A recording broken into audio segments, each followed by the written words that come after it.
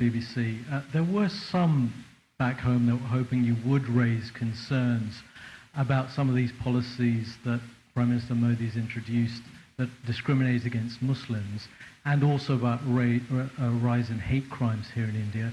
But as someone we did discuss that, and we discussed that, and specifically Muslims, and we also discussed Christians. But someone I had a very powerful answer from the Prime Minister. We talked about religious liberty for a long period of time in front of a lot of people, and I had a very, very powerful answer. And as far as Muslims are concerned, as he told me, I guess they have 200 million Muslims in India, and a fairly short while ago they had 14 million.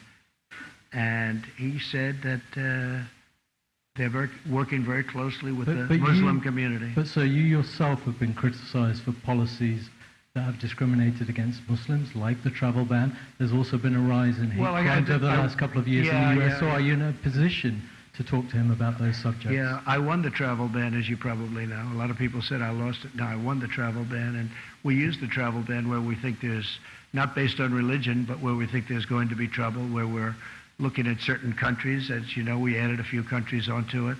But we won the travel ban, and we won it in the Supreme Court.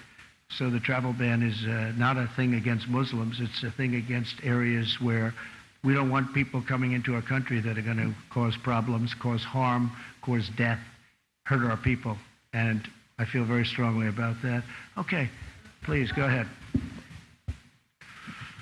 Thank you very much, Mr. Thank you. President. Thank you very much. Thank you. I'm Jing Xiang with Shanghai Media Group. I'd like to know, some people say that India could be to the U.S. in Asia during the 21st century what the UK was in Europe during the 20th century. How do you view it?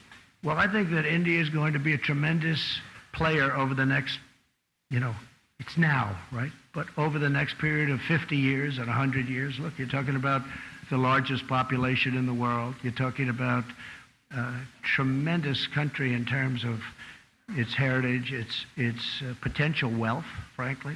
Right now, they have incredible potential. Economically, they have great potential. Their schooling system is getting better all the time. They're doing a fantastic job in certain sectors with respect to education. We see it. In the United States, we see it.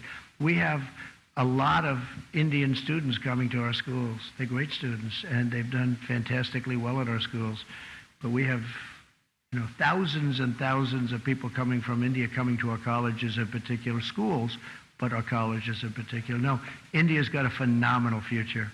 I mean, you can rarely think of a place that has a better future than India, and highly respected, especially with leadership like Prime Minister, right?